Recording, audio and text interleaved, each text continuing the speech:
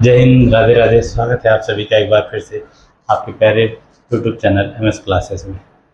चलिए साथियों, हम लोग प्रतिशत टॉपिक कर रहे थे, उसको कंप्लीट करते हैं। उसमें हमारा अगला टाइप है आय और व्यय पर आधारित प्रश्न। जो आपके ग्रुप डी के पेपर चल रहे हैं उसमें एक क्वेश्चन इसके हर शिफ्ट में पूछे जा रहे हैं। हर शिफ्ट में आ रहा आय व्यय पर आधारित प्रश्न। वो भी हम आपको प्रश्न बताएंगे कि वो प्रश्न कैसे पूछे जा रहे हैं, और पूरा बेसिक लेवल से लेकर एडवांस जितना भी आय व्यय के प्रश्न बनते हैं वो सारे प्रश्न कराएंगे। बस आप लोग चैनल को सब्सक्राइब कर दीजिएगा, वीडियो को लाइक कर दीजिएगा और अंत तक पूरी वीडियो ज़रूर देखिएगा, ठीक है। और आप सभी को नाग पंचमी की ढेर सारी शुभकामनाएं। अब देखिए, आपका आधे से ज़्यादा साल बीत चुका है। अब आप ये सोचिए कि 2026 में आपने क्या प्राप्त किया और क्या खोया। तो अगर अभी तक आपको ऐसा लगता है कि हमने कुछ भी नहीं प्राप्त किया है, तो आने वाले समय में अगर आपको प्राप्त करना है तो आप लग जाइए, मेहनत कर लीजिए, क्योंकि ग्रुप डी की वैकेंसी फिर 30,000 के लगभग आने वाली है वैकेंसी। क्योंकि रेलवे बोर्ड ने उससे मांग लिया, सभी जोनों से मांग लिया है कि आपके यहाँ कितनी वैकेंसी खाली हैं। बस ये 15 से 20 दिन के अंदर आपकी, नहीं, सितंबर में ही आपकी वैकेंसी आ जाएगी ग्रुप डी की। तो वैकेंसी रेलवे में बैक टू बैक आ रही हैं, आप लोग लगे रहिए।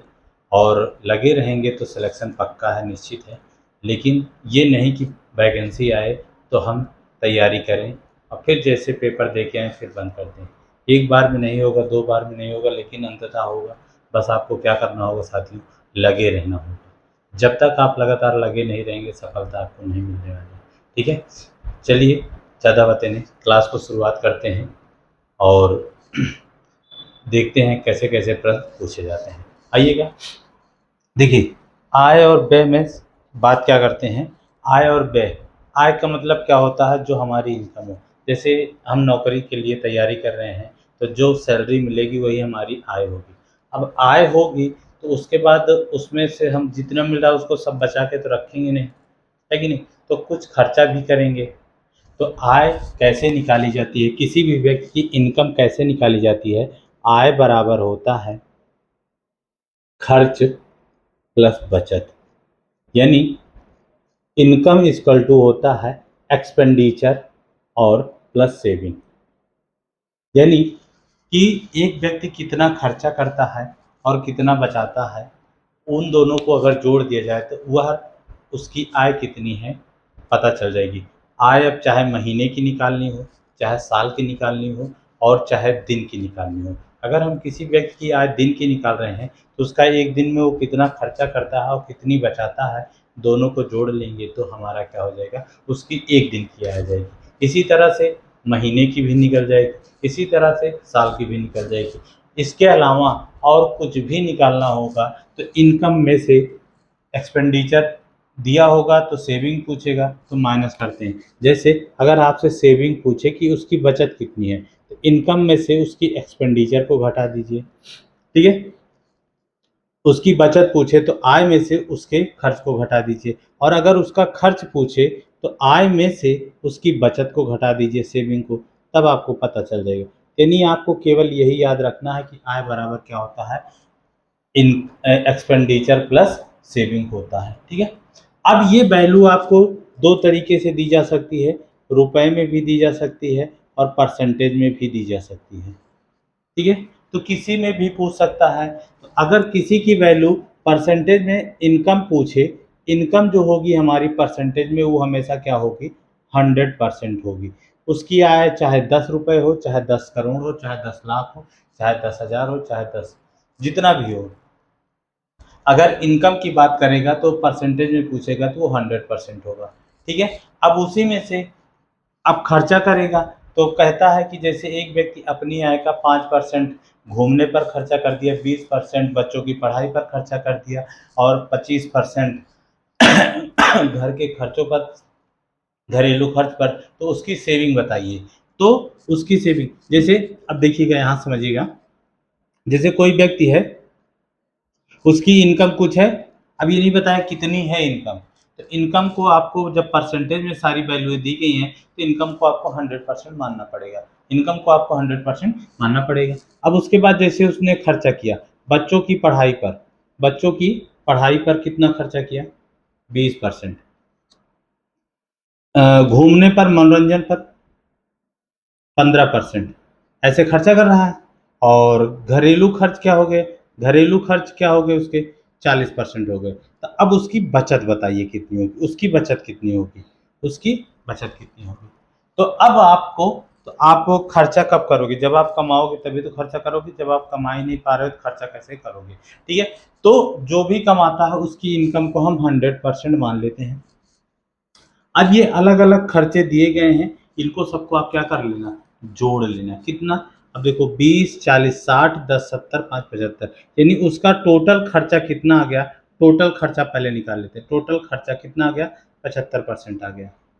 तो 100% कमाता है, 75% खर्चा कर दिया, तो उसकी सेविंग कितनी हो गई, तो 100 में से आप घटा दीजिए तो आपको पता चल जाएगा कि 25% यानी 25% उसकी बचत हो गई। तो इसी तरह से रुपए में भी दिया होगा, अगर रुपए में खर्चा, जैसे एक व्यक्ति है 20 रुपए खर्चा करता है पढ़ाई पर, 15 रुपए घूमने पर, 40 रुपए घर पर खर्चा करता है, तो उसकी बचत बताइए। तो वहाँ पे आपको इनकम उसकी नहीं दी गई है तो 100 रुपए ही मान के करना पड़ेगा, ठीक है। तो इसी तरीके से सारे प्रश्नों को लगाया जाता है। अब इसमें आपका हो सकता है आगे आएंगे प्रश्न, हो सकता है क्या आते ही हैं, कि शेष का भी बात करते हैं। तो पहले हम एकदम बेसिक से शुरू करेंगे, फिर पूरे एडवांस लेवल तक लेके चलेंगे। तो आपके सामने पहला प्रश्न आपके सामने है, देखिए आइए उसको हम बताते हैं, फिर एक एक सॉल्व कराते हैं। देखिए प्रश्न कैसे पूछे जा सकते हैं। जैसे एक सिंपल सा प्रश्न है कि एक व्यक्ति की आय 5,000 रुपये है और वह अपनी आय का 80% खर्चा कर देता है, तो उसकी बचत बताइए रुपए में। अब यहाँ पे देखिए आपको आय को रुपए में दिया गया है, खर्च को परसेंटेज में दिया गया है और बचत आपसे रुपए में पूछा है। तो एक वैल्यू परसेंटेज में है, एक वैल्यू रुपए में है, तो सभी वैल्यू पहले हम परसेंटेज में निकाल सकते हैं। क्यों, क्योंकि जो हमारी आय होती है हमने बताया कि परसेंटेज में वो हमेशा 100% के बराबर होगी। तो अगर ये आय 100% हम मान लें, आय हमारी क्या हो गई 100%, और उसका खर्चा कितना है 80% है, तो बचाएगा कितना भैया, 20% बचाएगा कि नहीं बचाएगा।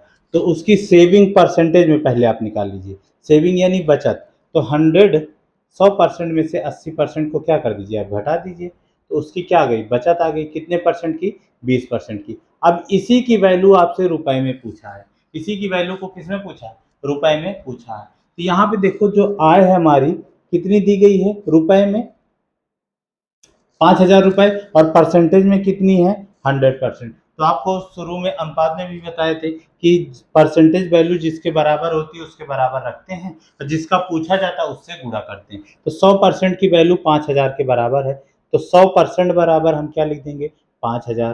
तो देखो एक जीरो से ये कटा, एक जीरो से एक जीरो कटा, तो 1% बराबर कितना आ गया भैया, 1% बराबर कितना आ गया, 50 रुपये बना कि नहीं, इधर रुपए में था तो रुपए में बचा। तो 1% बराबर कितने रुपए हो गए, 50 रुपये हो गए।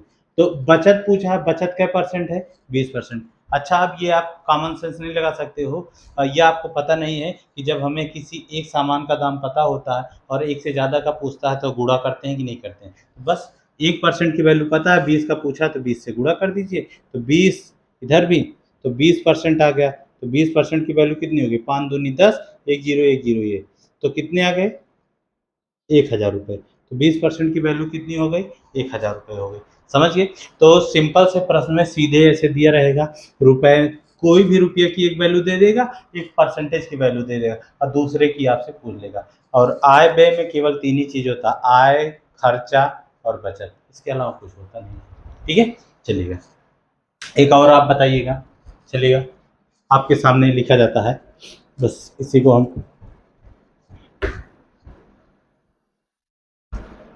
देखो कहाँ, जैसे एग्जाम्पल समझिएगा, एक व्यक्ति की अ, खर्च, एक व्यक्ति अपनी आय का खर्च 78% कर देता है, कितना परसेंट कर देता है, 78%। यदि वह, यदि वह 2,200 रुपये बचाता है, कितने रुपए बचाता है, तो उसकी आय बताइए, तो उसकी आय बताइए। एक व्यक्ति अपनी आय का 78% क्या करता है, खर्च कर देता है। कितना खर्च कर देता है, 78%, और वह 2200 रुपये बचाता है। तो अब बताओ भैया, उसका आय कितनी है, उसकी आय कितनी है। देखो, अब इस प्रश्न में आपको क्या दिया गया है, खर्चा किस में पता है, परसेंटेज में, और बचत किस में पता है, रुपया में। अलग अलग है कि नहीं है। उसके बाद आपसे पूछा है आय उसकी, और आय किस में पूछा है, रुपए में बताना है आपको। तो सबसे पहले आप देखो कि प्रश्न में जिसकी वैल्यू रुपए में दी गई है उसकी वैल्यू हम परसेंटेज में भी निकाल लें, उसकी वैल्यू भी क्या कर लें, परसेंटेज में निकाल लें। खांसी आ रही भाई, तबीयत सही अच्छी नहीं चल रही है आजकल, एडजस्ट करिएगा थोड़ा। चलो देखो, अब आय हम बात जानते हैं कि आय हमारी कितनी होती है, 100% होती है, 100% होती है। अब देखो यहाँ पे रुपया में क्या दिया गया है, बचत दी गई ना, तो बचत की परसेंटेज वैल्यू भी निकाल लीजिए पहले। और वो कैसे निकलेगी बचत की, सेविंग बराबर होता है इनकम 100% माइनस एक्सपेंडिचर 78%, माइनस कर दीजिए। तो 90 में से 100 में से 70 गए तो 30 बचता है, 8 और घटा दीजिए 30 में से, कितना बचा, 22% बचा। कितना बचा, 22% बचा। तो बचत कितनी आ गई, 22% आ गई कि नहीं आ गई, 22% आ गई ना भैया, 22% आ गई। तो जब 22% आ गई तो यहाँ तो 22 वैल्यू भी दी गई है 2200, तो 22% बराबर 2200 की, तो काट दो 22 से 22, 1% की वैल्यू आ गई। 1% की वैल्यू कितनी हो गई, 100 रुपये हो गई। 1% की वैल्यू 100 रुपये हो गई। किसका पूछा है, आय। आय कितनी होती है, 100% की वैल्यू पूछा है, यानी 100 से इधर भी गुणा कर दो और 100 से इधर भी गुणा कर दो। तो 100 का गुणा 100 में करोगे तो कितना बन जाएगा, 10,000 बन जाएगा कि नहीं बन जाएगा। आंसर आ गया। क्लियर है। तो इस तरीके से प्रश्न आपसे पूछे जा सकते हैं और आप इसको कर सकते हो। और सीट बन चुकी है, सीट हम टेलीग्राम चैनल पे भी डाल देंगे। कमेंट, आप लोग टेलीग्राम चैनल पे नहीं जा रहे हो, कोई बात नहीं, मत करो। आप लोगों को लगता है ना कि मुझे बहुत कुछ मिल जाएगा, कुछ भी नहीं मिलता, लेकिन बस इतना है कि एक ये है कि पढ़ाना है बस। ठीक है, कोई बात नहीं, हम कम्युनिटी में ही भी डाल देंगे, आप लोग वहाँ से लगा लीजिएगा। इतना तो कर ही सकते हो आप लोग। और ये भी नहीं कि हम कहीं से डाउनलोड करके चैट जीपीटी से या कहीं से कोई सीट बना रहे हैं। हम सीट सारी अपने हाथ से लिखते हैं, प्रीवियस ईयर पेपर को देखते हैं, उसके बाद लिखते हैं। एक सीट बनाने में 20 क्वेश्चन 25 क्वेश्चन बनाने में मुझे 2.5 से 3 घंटे लग जाते हैं, क्योंकि उसको हम ऐसे कहीं से छाप नहीं लेते हैं। ठीक है, कोई बात नहीं, आप लोग नहीं करना चाहते हो मत करो सब्सक्राइब, कोई ज़रूरत नहीं, बस आप लोग पढ़ते रहो अच्छे से बस। ठीक है।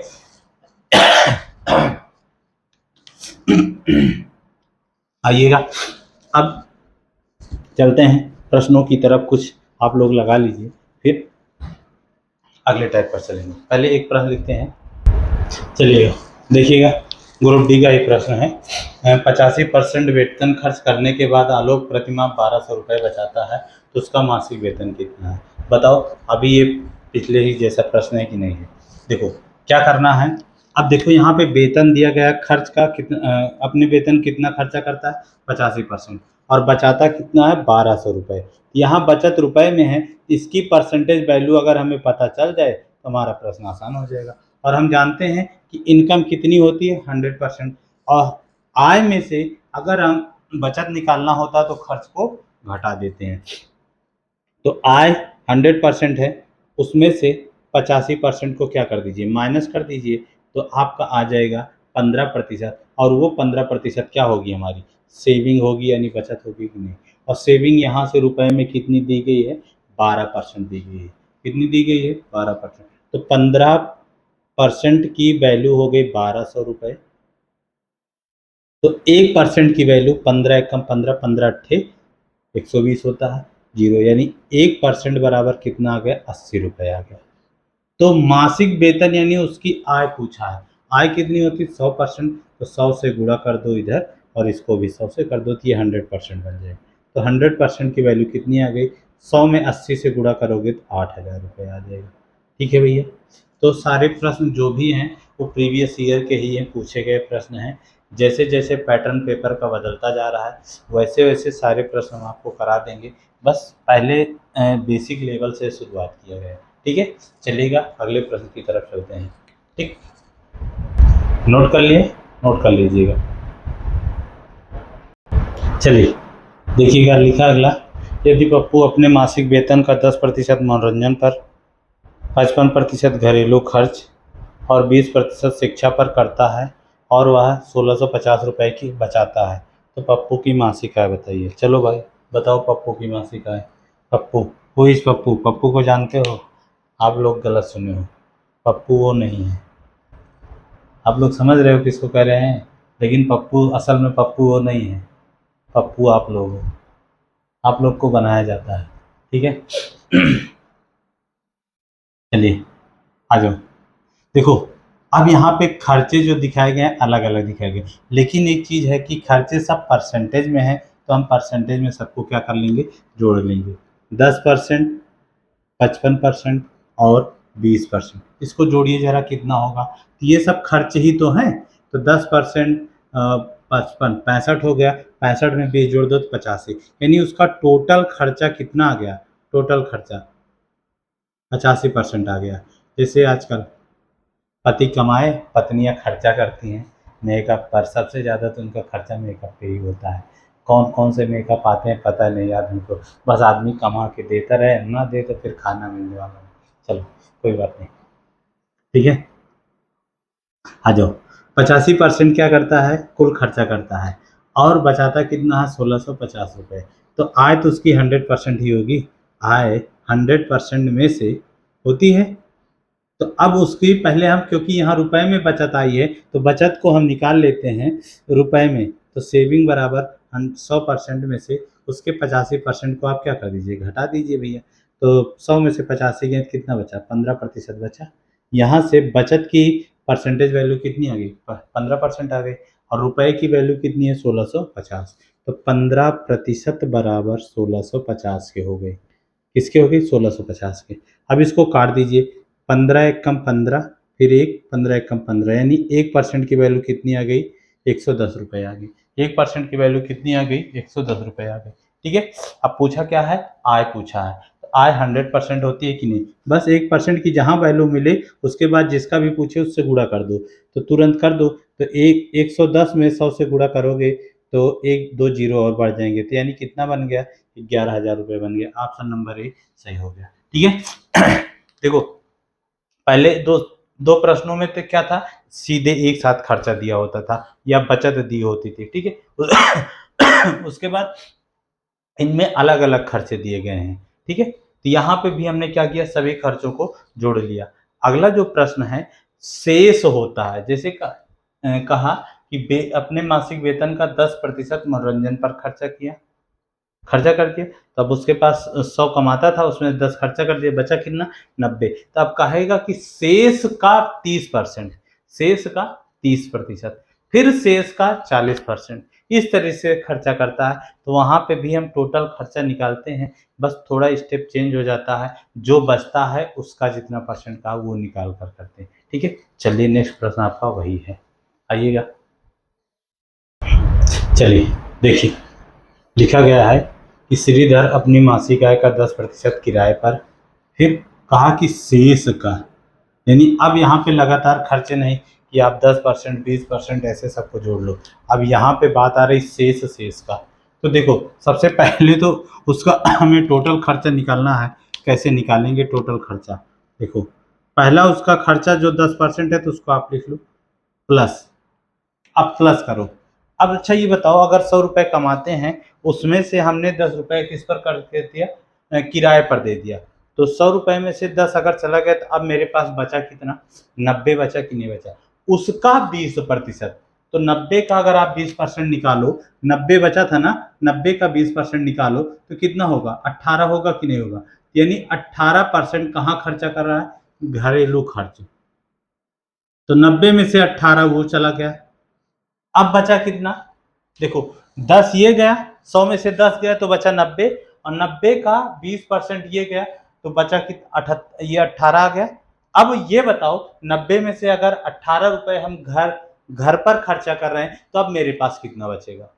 ध्यान देना, यहीं पे थोड़ा समझने वाली बात होती है कि आय 10% हो गई, क्लियर, सॉरी आय 100% थी, उसमें से 10% हमने किराए पर दे दिया, बचा 90। 90 का 20% निकाला तो आया 18। तो 18 हो गया घरेलू जरूरतों का खर्च। सॉरी। अब 90 में से 18 उधर चला गया, तो अब कितना बचा? 72 बचा कि नहीं बचा? तो 72।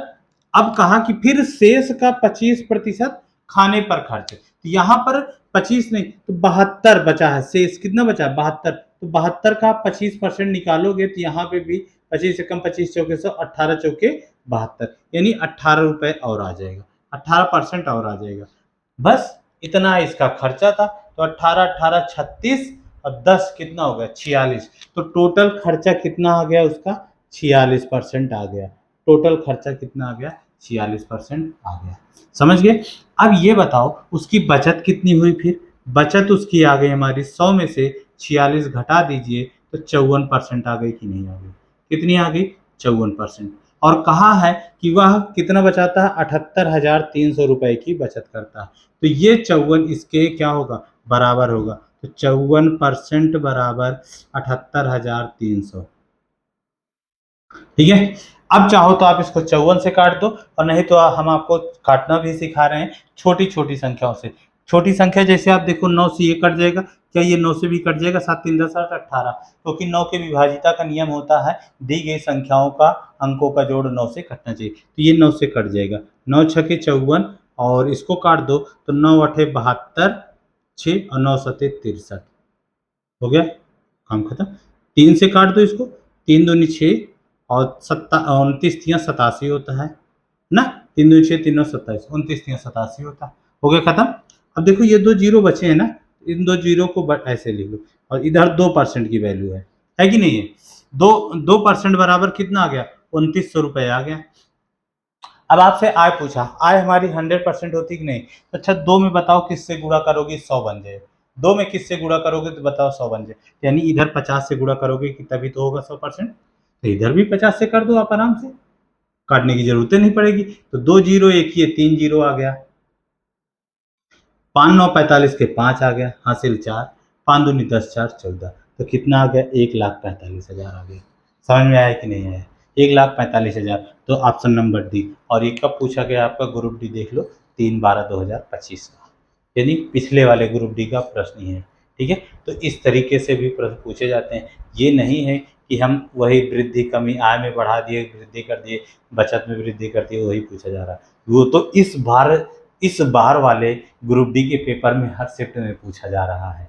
जो आपका 3 तारीख से शुरू हुआ ग्रुप डी का पेपर, उसमें ये पूछा जा रहा है। अगला प्रश्न आपका वही है, लेकिन पहले आप इसको अच्छे से समझ लो। शेष वाला कॉन्सेप्ट बहुत अच्छा है। ठीक है।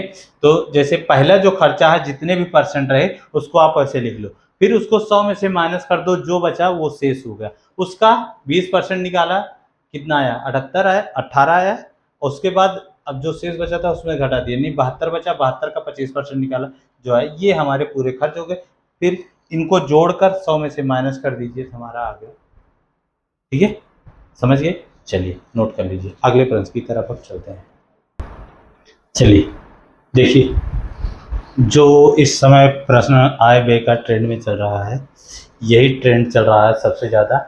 अब इसमें देखो आपको एक चीज़ ध्यान रखना होगा, किसी प्रश्न में रुपए में पूछ लेता है कि उसके बचत या खर्च में कितने की परिवर्तन आया, और किसी में प्रतिशत में पूछ लेता है। जब प्रतिशत में पूछा है और डाटा रुपया भी दिया हो तो रुपए वाले की ज़रूरत हमको नहीं पड़ेगी, क्योंकि परसेंटेज में पूछा तो यही परसेंटेज वैल्यू से ही हमारा काम हो जाएगा। आइए देखिए क्या कहा है, आर का व्यय उसके वेतन का 75% है।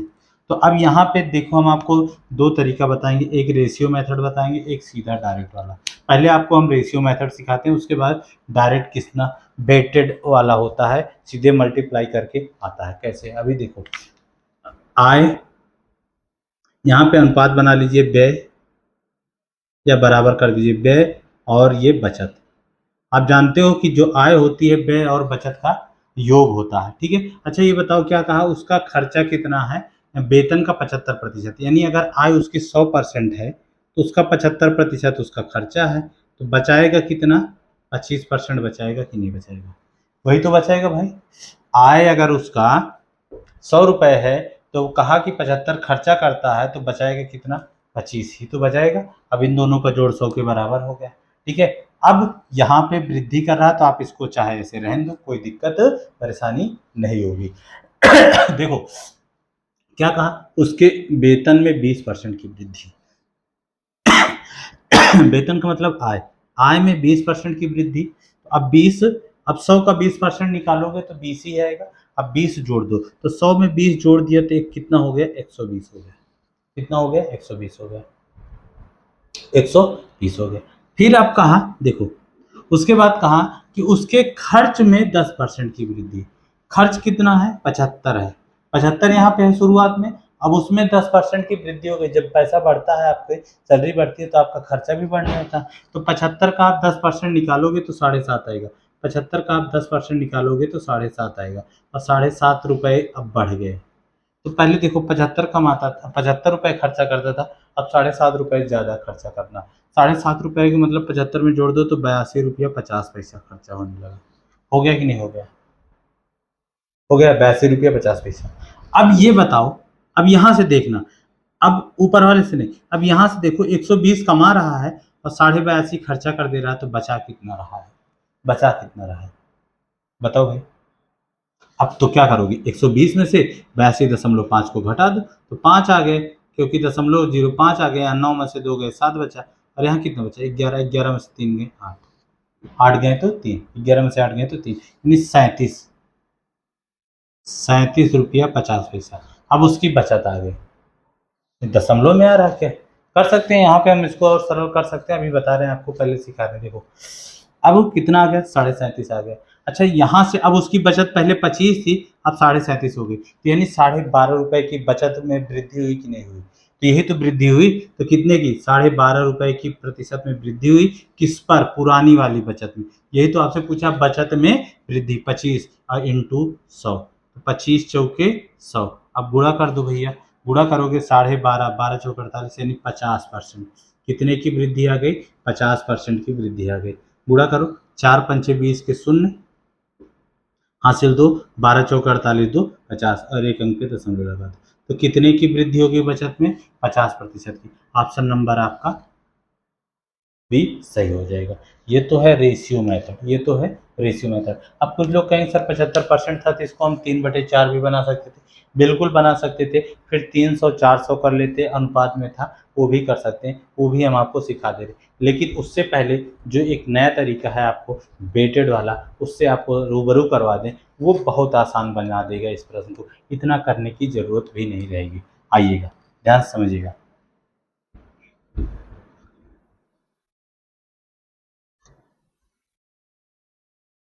चलिए देखो कैसे करेंगे। पहले तो उसका खर्चा कितना है, 75% है। 75% को आप जानते हो परसेंटेज, 75% को हम क्या लिखते हैं, 3/4। तो वही रेशियो बनाइए, आय, व्यय और बचत। चलो तीनों को बना लिए। जो नीचे होता है, अगर खर्चा और बचत में खर्चा और आय में बात हो रही है तो नीचे वाली हमारी आय होगी, ऊपर वाला व्यय है। 4 रुपए में से 3 रुपए खर्चा कर दिया तो बचा है कितना, एक, एक बचाया।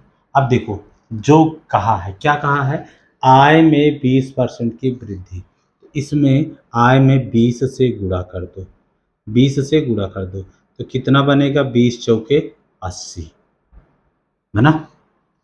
वृद्धि हो रही तो प्लस लिखेंगे, कमी हो रही तो माइनस के साथ करेंगे।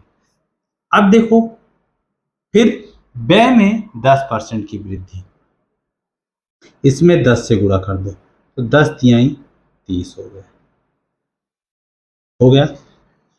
अब पूछा है कि उसकी बचत में कितने की वृद्धि, यानी बचत में नहीं पता है, इसको हम एक्स मान लिए, इससे गुणा कर दिए तो 1x हो गया, हो गया कि नहीं हो गया। अब एक चीज मेरे भैया बताओ, आय पता हो, व्यय पता हो, तो बचत आप निकाल सकते हो कि नहीं निकाल सकते।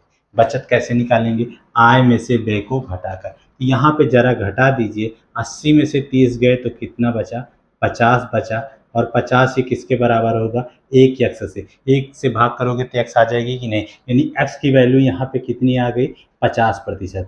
तो किस क्या हो रहा है, प्लस में आ रहा है तो वृद्धि होगी, और माइनस में आ रहा होता तो कमी होती। तो आ गया ना 50% की वृद्धि, ऑप्शन नंबर भी और ये रेशियो से भी आसान बन गया कॉन्सेप्ट कि नहीं।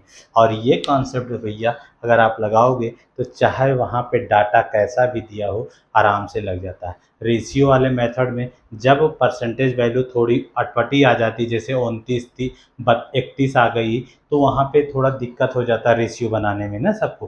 तो आप उसके लिए एक कॉन्सेप्ट अपना सकते हो वेटेड वाला। ठीक है, समझ गए क्या किया। पहले जो वृद्धि, अब यहाँ पे दो ही ऑप्शन, पहले या तो बचत दिया होगा या तो खर्चा दिया होगा। खर्चा दिया गया था तो अनुपात बनाए आय 4 व्यय 3 तो बचत 1 आ गई। अब जो कहा वेतन में 4% की वृद्धि तो 20 से गुणा कर दिया, 20% की वृद्धि तो 20 से गुणा, खर्च में 10% की वृद्धि तो खर्च में 10 से गुणा कर दिया। पूछा था बचत में कितने का परिवर्तन आ रहा है, बचत x% का परिवर्तन आ रहा है, गुणा कर दिया बराबर।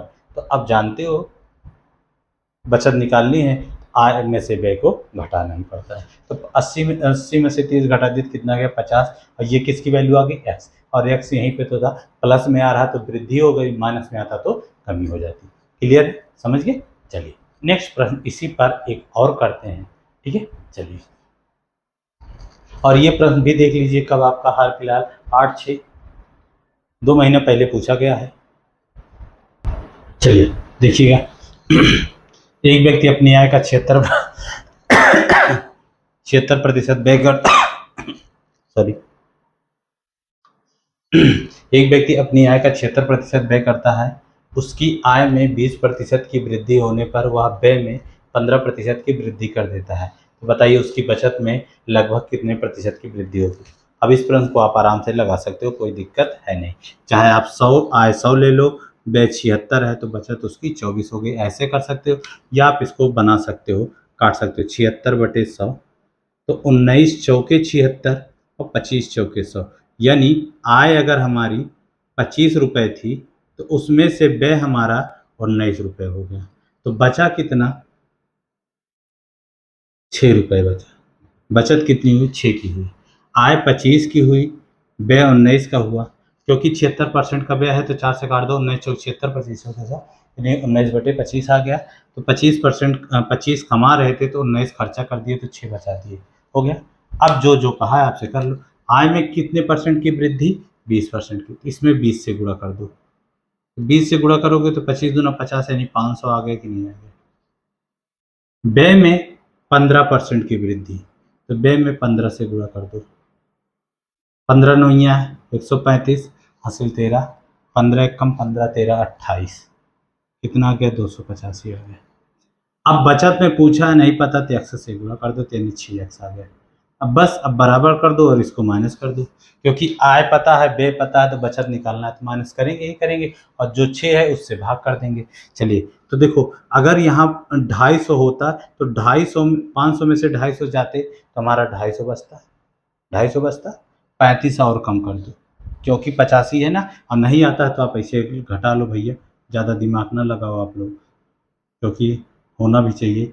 5 9 में से 8 गए 1, ठीक है, 4 में से 2 गए 2, 215 बचा। सिंपल सी बात है, आपके पास है लेकिन आप यूज नहीं करते हैं, जानते हैं ना क्या है। तो 215 आ गया, और 215 किसके बराबर होगा 6x के बराबर होगा।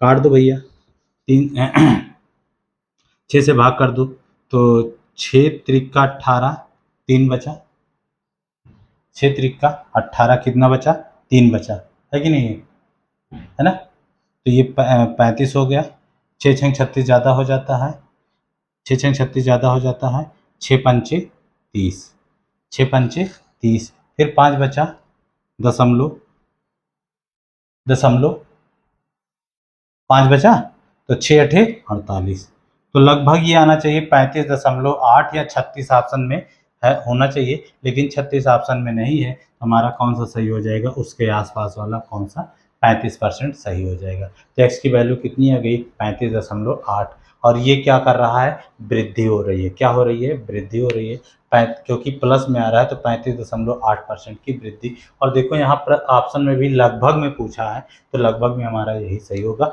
और एग्जैक्ट तो 35.8 ले जाइएगा। ठीक है, तो ये था साथियों आज का आपका प्यारा सा प्रश्न आय व्यय पर आधारित, और आप लोग को सीट हम कम्युनिटी बॉक्स में ही डाल देंगे, जैसे पोस्ट डाली जाती है यूट्यूब चैनल की, उस पे डाल देंगे और टेलीग्राम पे भी डाल देंगे। अगर आपकी इच्छा करेगी तो आप वहाँ से जाके लगा लीजिएगा, नहीं चैनल पे तो मिल ही जाएगा, आप वहाँ से लगा लीजिएगा।